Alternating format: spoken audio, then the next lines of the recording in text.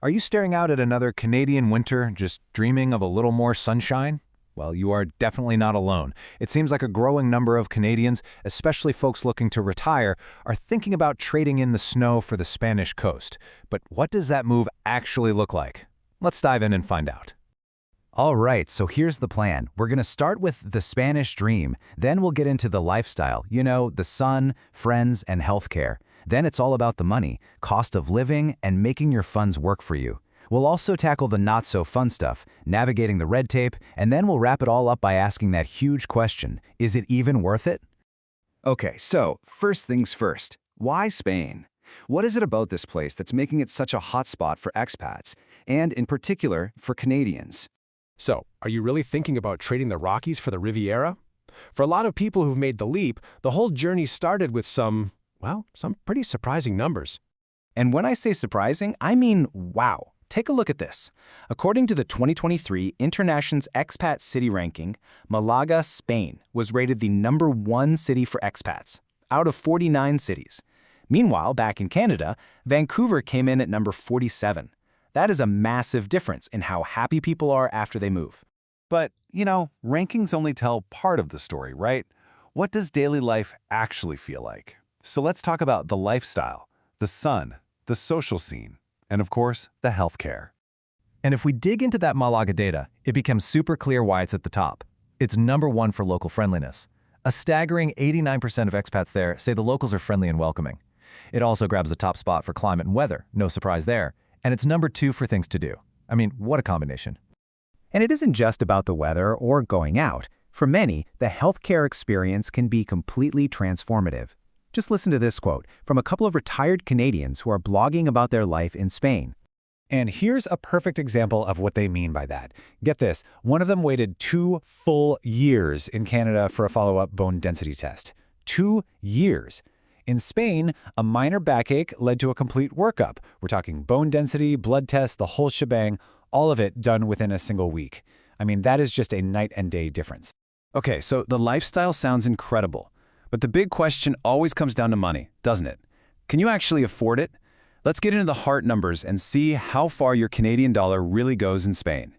Now this number right here, this is a big one. According to data from Numio, groceries in Málaga are on average over 31% cheaper than they are in Calgary. Think about that. That's a massive saving on your day-to-day budget. And those savings just keep rolling when you go out. So, okay, a meal at a cheap and cheerful restaurant is kind of the same price. But look at the other stuff. A pint of beer, 41% cheaper. A regular cappuccino, over 37% cheaper. These are exactly the little costs that really add up and make your social life so much more affordable. The grocery savings get even more wild when you look at specific things. A decent bottle of wine is almost 60% cheaper. You kidding me? And staples like rice and lettuce are more than 50% cheaper. The bottom line here is your grocery bill is just going to shrink, plain and simple. But okay, it's not all sunshine and cheap wine. To really get the full picture, we need a bit of a reality check. We have to talk about the local economy and what that actually means for your finances. And this, right here, is the other side of the coin. The average monthly salary in Málaga is over 43% lower than in Calgary. And that means the local purchasing power is about a third lower. So yeah, while things are cheaper, the ability to earn local money to pay for them is much, much less. And this is why Spain is so incredibly attractive for retirees who are bringing in pensions from abroad. Which, of course, raises a really crucial question for any Canadian thinking about retiring there. How on earth do you get your Canadian pension paid to you in Spain? Thankfully, there's a pretty clear process for this. First, you just have to confirm you're eligible for your OAS or CPP. No-brainer. Second, you have to use a very specific form that's part of an agreement between Canada and Spain. And finally, you just bundle up the application and your documents and send them off to Service Canada. It's totally doable.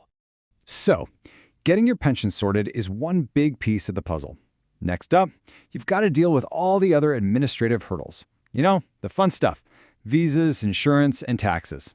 So for most Canadian retirees, the main path is something called the non-lucrative visa. And the name pretty much says it all. It's for people who can prove they have enough money to live in Spain without needing to get a job there. It's basically perfect for anyone living off a pension or their savings. Now, a really key requirement for this visa is private health insurance, and the rules are super strict. It has to be full coverage within Spain, and get this, it can't have any copays or deductibles. For seniors, that can run anywhere from 150 to over 400 euros a month. So that's a pretty significant cost you've got to factor into your budget. And what about taxes? Well, the good news is there's a Canada-Spain tax treaty, which basically prevents you from getting taxed twice on the same income. Phew. Any taxes you pay in Spain can be credited against your Canadian taxes. Just remember, you'll still have to file and report things in both countries, like Canada's T1135 form if you have foreign property over 100 grand. All right, so we've gone through the lifestyle, the costs, and all that lovely paperwork. Let's try to bring it all together and see if we can come to a final verdict. When you lay it all out like this on a scorecard, the trade-offs become crystal clear, right? The pros are huge. Amazing climate, lower cost of living, fantastic healthcare. But the cons are real too. Lower local salaries, the bureaucracy, and of course being so far from home. It really shows you why this move is just so ideal for people who have that external income, like a pension. Let's put one final, hard number on this whole thing. To maintain the exact same standard of living you could have on $7,700 a month in Calgary, you'd only need about $6,500 in Málaga. The takeaway is just so clear. Your retirement savings can stretch so much further. And that really just leaves us with one final thought. This decision isn't just about spreadsheets and budgets. It's about a totally different kind of wealth, right? More sunshine, a slower pace of life, a whole new culture to explore.